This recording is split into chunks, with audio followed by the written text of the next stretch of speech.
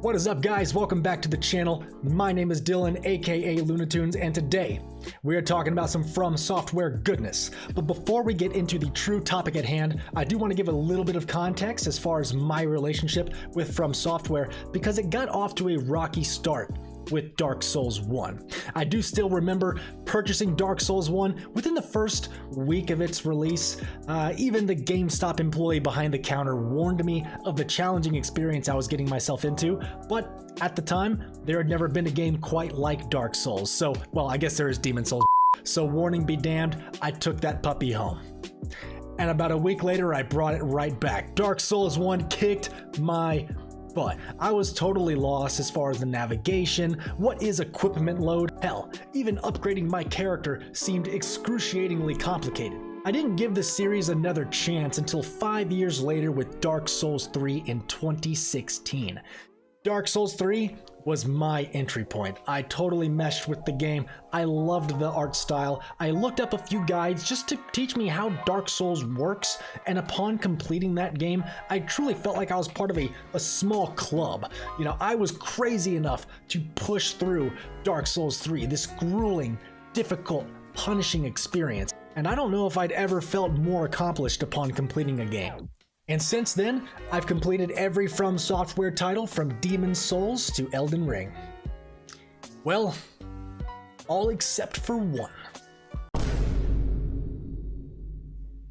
That's right, Dark Souls 2, the one From Software game that I've avoided like the plague. Ever since I became a fan of From Software games, I've got nothing but negative feedback about Dark Souls 2, saying that it's a skippable experience, that it's too punishing, it's not fair, and it's the only Souls game not directed by Dark Souls creator Hidetaka Miyazaki. All of these things culminated into a fear in the back of my mind. If even the most diehard FromSoft fans can't get behind Dark Souls 2, what chance do I have? Well, that's what we're here to talk about today. These are my impressions of Dark Souls 2 in 2022. In the beginning, we're introduced to the beautiful kingdom of Drangleic, to which we, as accursed undead, are drawn to. This kingdom is our fate, a destiny and destination that we cannot resist. Likely because this kingdom is built upon the site of the first flame, as hinted by the opening dialogue. This opening segment of the game is very interesting, as we are given information to estimate the amount of time between Dark Souls 1 and 2. It's stated that many kingdoms have risen and fallen in this very spot. It may very well have been hundreds, if not thousands of years since the events of the first game, but more on that later. In regards to the lore in general, I was afraid that the absence of Dark Souls creator Hidetaka Miyazaki would have a large negative impact, and while I cannot say whether his inclusion would have greatly boosted the story, I can say that personally, I was satisfied with what was delivered. Now, throughout my time with the game, I found three major story threads that I thought were worth following. The first detailed the life of a cursed undead in the kingdom of Drangleic. Of course, prior to the fading of the first flame, this was a thriving and bountiful kingdom. But as the curse spread throughout the world, more and more undead began to travel to the kingdom in search of the first flame. The undead were not welcomed with open arms, and instead were treated as an ill omen by the people of Drangleic. Upon their arrival, cursed undead were exposed and thrown into prisons. They were then tortured and left to rot in their cells in the hopes that the curse would be contained. This of course would fail, and similar to real-world events like the Salem witch trials, the citizens would begin to turn on one another, accusing anyone that they found distasteful as being branded by the curse. This was the beginning of the end for the kingdom, as even royalty and upper-class citizens were not immune to these accusations. The second and main plot thread featured a great war between the giants and the kingdom of Drangleic. This war had great effect on the kingdom's strength and shaped the land into what we see during our playthrough. There's even a moment in the game where we get to travel back in time and not only witness, but actively participate in this conflict. And it almost felt like an in-game cutscene to some extent. It's very flashy, a lot of action and explosions, which is something you just don't get from FromSoft games very often, so it was a special moment and definitely left an impact. And on top of all of this, we also have the mysterious disappearance of King Vendrick at the height of this conflict. Why did he leave? Where did he go? Which of course does all get answered by the end of the game. And ultimately, yeah, I was very satisfied. This final thread contains stories that link directly to the world of Dark Souls 1. I'm going to tell you about the story of the Iron King, whose land was known for its strong and heavy iron ore deposits. The king clad his knights and even built his entire castle with this dense iron. Unfortunately for the king, he unknowingly built his residence directly over the old demon ruins. The demon ruins were an area in Dark Souls 1 full of fire and magma. It was home to the Witch of Izalith and was the birthplace of all demons. Over time, the weight of the Iron King's castle broke through the crust of the earth and plummeted into the fires below. The Lord's subjects were burnt to a crisp, and the king himself fell directly into the lava. His body was quickly possessed by the demon souls that still resided there, transforming him into a monster that very much resembles the Taurus demon from Dark Souls 1. And there he remains, consuming souls of the depths until he falls by our own hand. Now you can find these links to Dark Souls 1 fairly sparingly throughout your playthrough, but I gotta say, each time you discover one, it fills you with that awesome sense of nostalgia. Now, let's shift gears to gameplay, and we're actually going to start with what I believe is one of the more controversial changes or additions to Dark Souls 2, at least in the early game. So there I was, a stanky old member of the Undead having just arrived in Majula. I took in the scenery, introduced myself to the friendly NPCs, and headed down the path to the first main area of the game. I did the usual Souls activities that you might expect.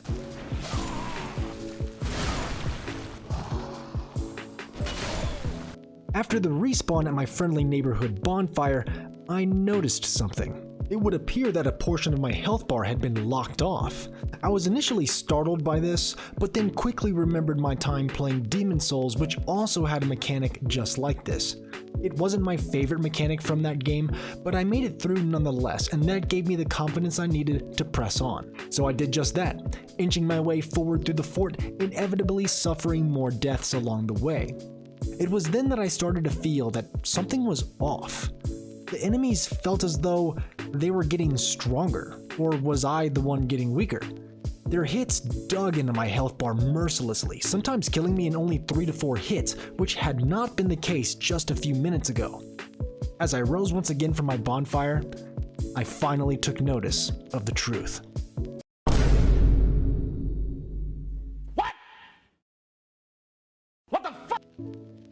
Yes, my health bar had now been cut down to 50%. Let me explain exactly how this mechanic works. Basically, every time you die in Dark Souls 2, your health would decrease by 5%. This health loss eventually caps at 50%, but by then you're probably getting knocked around by even the most tame of enemies. In order to replenish your health bar to max, you'll need to consume a human effigy item. And yes, these are limited and consumable items that you earn throughout the game. And once your health bar has been renewed, the cycle begins again.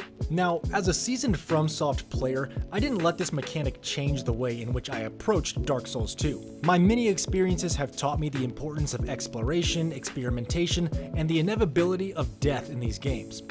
But to a new player, perhaps coming into this as their first or second FromSoft experience, I wonder how this might affect their playstyle. Perhaps they would take less risks, opting to stick to the safer path or run past enemies as often as possible to conserve their human effigies. This of course would cost them in the long run, as they would pass up key items and accumulate less souls to level up. This is just speculation on my part, but I feel like this mechanic decentivizes players from tackling Dark Souls 2 as you would most other FromSoft games.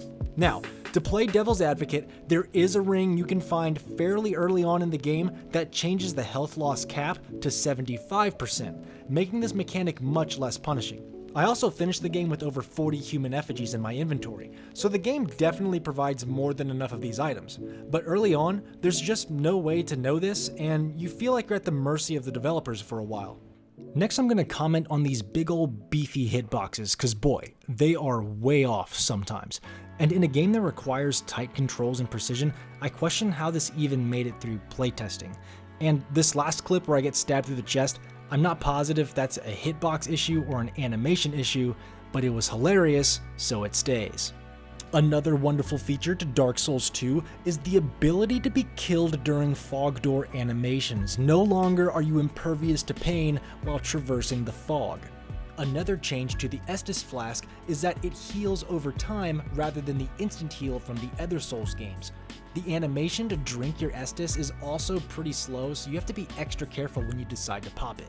And last but not least, maybe my favorite unique feature to Dark Souls 2, the Gank Rooms. There's like one room in every major area that just, for whatever reason, they put like 20 enemies in there, and if you walk in unprepared, they just beat the shit out of you, and it's awesome. So it may sound like I'm painting a pretty messy picture for Dark Souls 2, but here's the twist. None of these issues actually pissed me off. They happen often enough to be noticeable, and they're without a doubt an objective flaw with the game, but there was never a time where I felt like I couldn't progress due to some of these drawbacks. Ultimately, they just became another challenge to overcome. Issue with the hitboxes? Just maintain your distance a little bit better. Taking damage while entering a fog door happened maybe 3 or 4 times, and I died while entering a fog door twice. And as far as the changes to the Estus flask, knowing when you're safe to pop an Estus just becomes another layer of strategy to the combat. And the Gank Rooms, they were just hilarious. I don't know, they never made me mad. Maybe it pissed off some people, but I just laughed. And just to be clear, I'm not defending these issues. Obviously, I would rather them not be there at all and have this be a seamless, tight, perfect experience. All I'm saying is that these drawbacks didn't affect my playthrough enough to really bother me. And despite these unquestionable flaws, Dark Souls 2 still gets that core Dark Souls experience right, in my opinion. Many of Dark Souls 2's vistas are absolutely remarkable, from the haunting aura of Drangleic Castle, the godlike presence of the Dragon Cathedral, or the secluded mountain fortress of Broom. The feeling of wonder and terror while exploring these areas are just as impactful as any other in the series. Speaking of Dark Souls 2 environments, I found the navigation of each new region to be fun, informative of the overall story throughout environmental storytelling, and perfectly paced in the sense that I would typically find a new bonfire right when I needed it most. I found the cast of characters to be very enjoyable as well, as they provide information and assistance to the player in the form of summons. The music maintains its brilliance, creature designs are as grotesque and thought-provoking as ever, the lore and environmental storytelling urge the player forward to uncover more of the kingdom's secrets. And of course, the boss battles. What some would consider the true meat and potatoes of a Souls experience. Well, I'm happy to say that each boss battle filled me with that sense of excitement and tension that I've come to associate with From Software. Leaning forward in my chair, gripping my controller tight, and widening my eyes to absorb every last frame. Letting out a victory scream, punching the air in excitement, followed quickly by a collapse into my couch from mental exhaustion. This is Dark Souls. So despite what I've read in articles or been told by Dark Souls purists, Dark Souls 2 has absolutely left its mark for me in a positive stance. So now the question I've been asking myself for years can finally be answered. Dark Souls 2. Can I understand the criticism? Yes. But can I get behind the hate? Absolutely not. Thanks for watching. Alright guys, well I hope you enjoyed the video. If you did, please like, subscribe, share the video, hit the bell, all that good stuff. This did take me longer to make than I expected, but I think I'm starting to understand the process of video editing, so I hope in the future I can kind of crank these out in a more timely manner. But that said, hope you have a great rest of your day, and I'll catch you on the next one. Peace.